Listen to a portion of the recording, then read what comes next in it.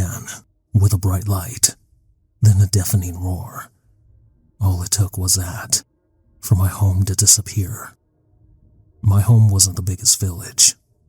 There were maybe 100 of us, but as a newly built village, it felt like we were doing okay. My tribe was originally hunters, before one of our elders learned about the best way to get food. Just grow your own. This allowed us to finally set up permanent homes, instead of having to move around constantly.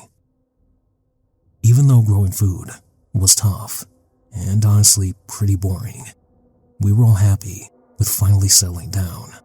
We had even heard of other tribes similar to us doing the same. We sent envoys to these other tribes, seeing if they needed help or wanted to trade with us. Anything to make life a little easier. I was sent to one of the other tribes that had just established their own community. When we saw them in the sky, I had just finished negotiations when suddenly the tribe's leader and I heard terrified screaming and panicked whispers coming from outside of the leader's hut. We both rushed outside to see what the issue was, thinking maybe a wild beast had broken through the community's newly built wall. As soon as I stepped out of the hut, I stopped dead in my tracks. There in the sky were these things, like nothing I had ever seen before. They seemed to shine in the light as they hovered in the air. These massive things hovered above the community, menacingly, slowly creeping towards us, slowly blocking out the light. We watched in horror as suddenly these smaller things dropped off the giant behemoth in the sky. We saw as fire seemed to shoot off the bottom of these things as they shoot off into different directions. There were hundreds, maybe even thousands, of the smaller creatures falling off the behemoth that seemed to take up the entire sky now. I slowly started to panic. What were these things? Did my home know about this? Were they safe? I need to warn my home about these monstrous creatures that just seemed to appear in the sky. I looked around me at all the looks of terror, panic, and even some grim acceptance as I slowly turned and ran for the community's gate, trying to run to my home as quickly as possible. I ran as fast and as hard as I could, trying to will the distance to my home to shorten itself. I had run for a long time, feeling my fear and panic rise as time went by. Was everyone alive? Were those creatures at my home too, or just at the other community? I ran harder and faster. I was about to reach my home. It was just over the next hill when suddenly it happened. Another massive behemoth suddenly appeared in the sky, seemingly appearing from nothing. I estimated it was settled right over my home. I stopped and waited for those small creatures to detach themselves from the behemoth so I could gauge a good hiding spot from them. That never happened though. As I looked at the behemoth, waiting, I instead suddenly was blinded by a great flash of light. It was so bright, it felt as if I was staring directly into fire, and it was causing my eyes themselves to melt. I let out a shriek of pain as I fell to my knees.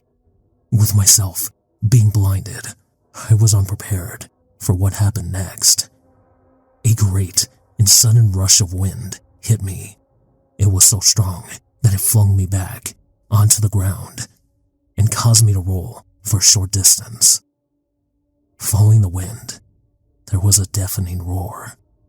This sound caused me even more pain as it felt like my head was going to explode from the sound. After a short time, the roar seemed to soften before dying out.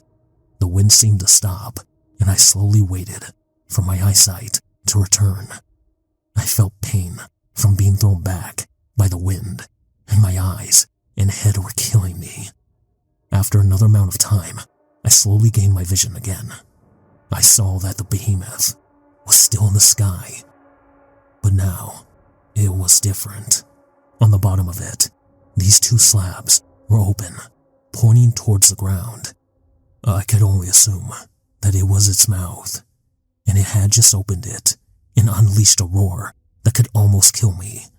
I watched as its mouth closed, and finally, those small creatures started to detach from it. I quickly tried standing up. I had to get to my home before those creatures could.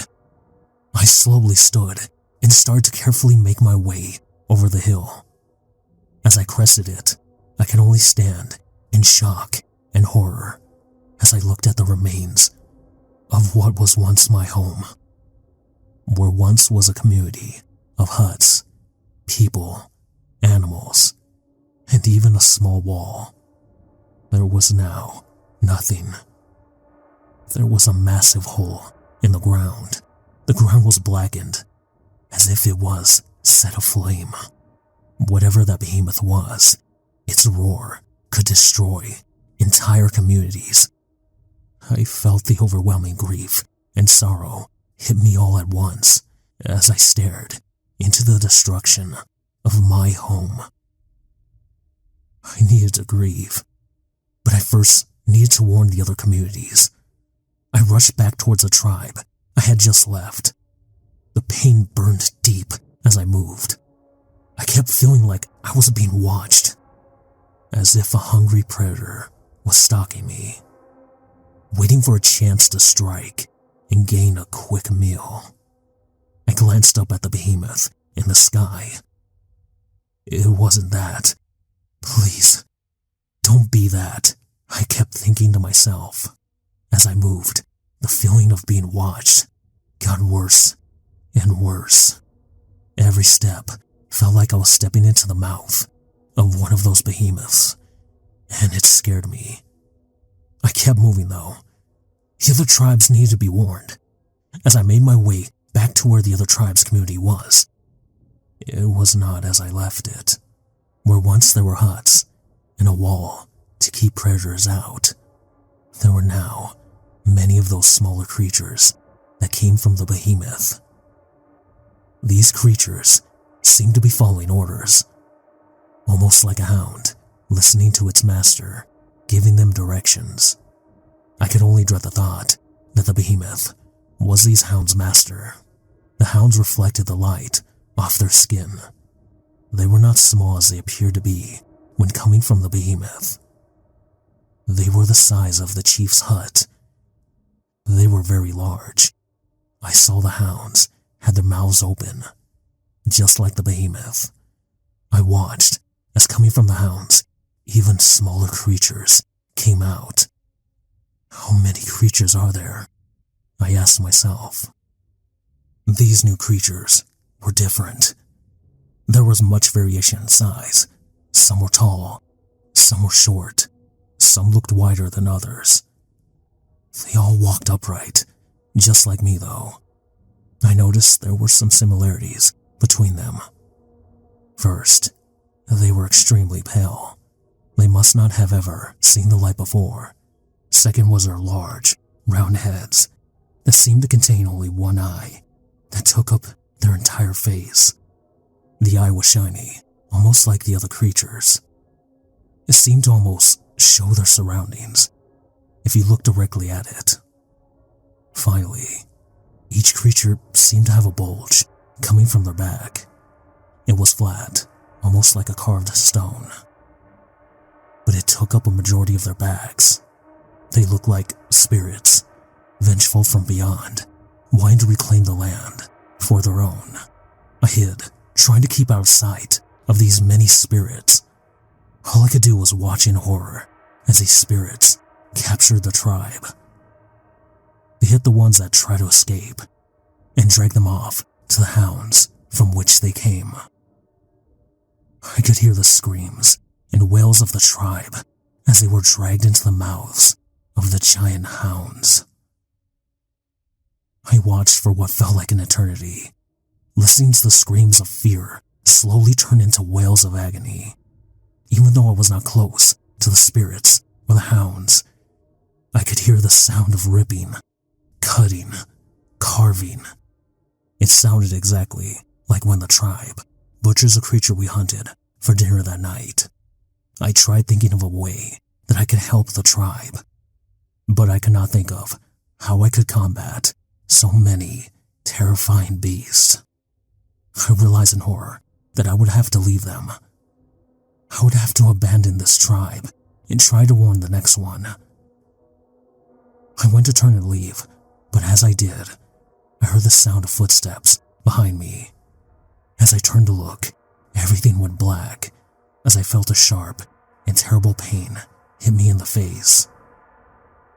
Everything after that is difficult to remember. I remember seeing one of the spirits standing over me, speaking in some rough, horrible-sounding language.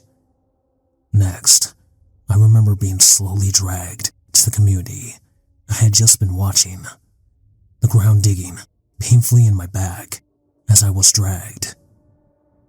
Next, I saw the hound, its mouth open wide as a spirit dragged me inside.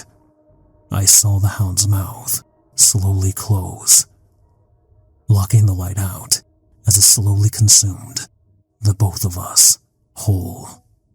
I remember being tied down, the wails of agony surrounding me. I looked to the side to witness the tribe's chief hanging on a wall, his chest cut open, skin pulled back. I saw his insides were now on the outside. One of the spirits held a small object and walked around the chief, pointing the object towards the chief. I looked up, trying to put this horrifying sight behind me. Only now, I was blinded by the brightest light I had ever seen. I closed my eyes, trying to block the light, and the sounds of screams from my mind. Suddenly the light was blocked. I opened my eyes, only to see the terrifying visage of one of the spirits looking down at me. I saw my reflection in its one giant eye. I saw the terror, pain, and despair reflected in that eye. I watched as it raised a small object, just like the one the other spirit had pointed at the chief. After the spirit played with it for a moment, it raised its other hand. This hand was holding a small, but extremely sharp knife. I watched in despair as a knife descended towards me. From there, I only remember agony. Pure and utter agony. They sliced my chest, and just like the chief, pulled my insides outside. Every cut left me in worse pain I have ever felt, but every time, I can only hear the spirit speak in the horrifying language.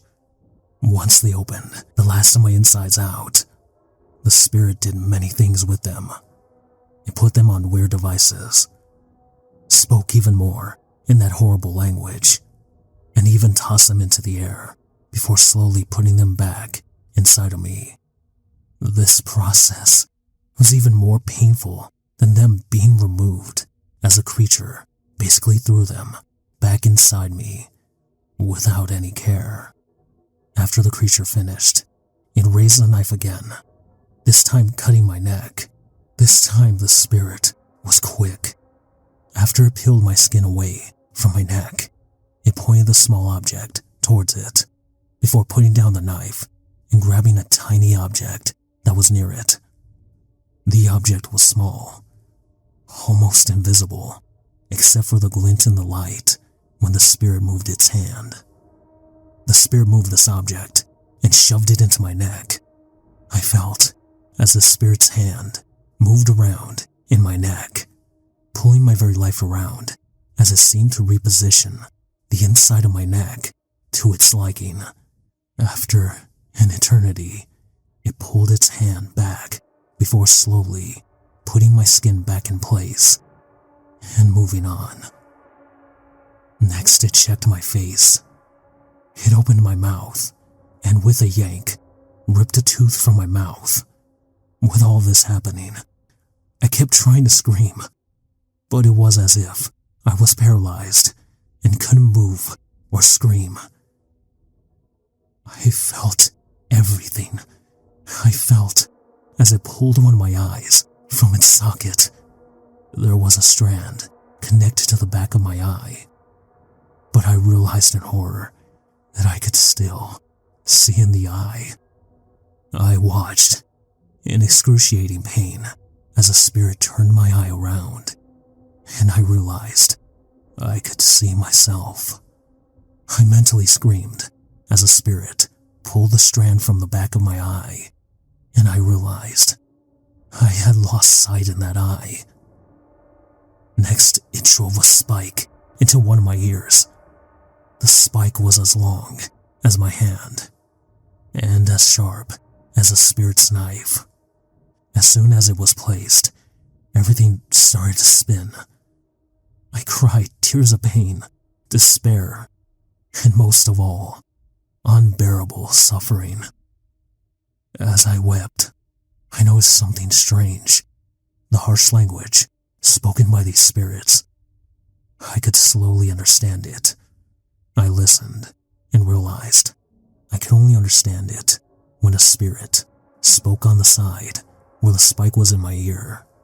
The other side still sounded harsh and unforgiving. Sir, the language translation device has been implanted and should be functional, the spirit said. Another spirit on my other side responded, but I could not understand it. Suddenly, the device I was strapped to rose and lifted me into a standing position. Just like the chief, I was now tied to the wall, chest cut open, and watching in horror as my insides seemed to move and try to fall out once again. There seemed to be some type of cloth that ensured that didn't happen, but it was terrifying as well as agonizing to see and feel my insides move and struggle to come out. There was a spirit standing in front of me, its one giant eye staring at me, taunting me. I saw there was another cloth wrapped around my neck, keeping me from reaching the release of death. The spirit and I stared at each other for what felt like an eternity. Slowly, I watched as the spirit reached up and pushed a small object on the side of its head. I watched in horror as a yellow eye slowly disappeared, replaced with a clear visage. Inside, I saw a creature. It had a face similar to ours. It had eyes, a mouth, a nose, and hair. The only difference was this creature had pale skin. Not as pale as the skin on the outside, but still pale enough to show a lack of time in the light. The sight only strengthened my beliefs that these were vengeful spirits, beings from the past who reclaim what was once theirs. The spirit and I stared at each other for a while longer, before I finally heard it say, "Hello, unidentified alien species. My name is Major Robert Gardner of the United Nations Space Defense Force, and I have a few questions for you."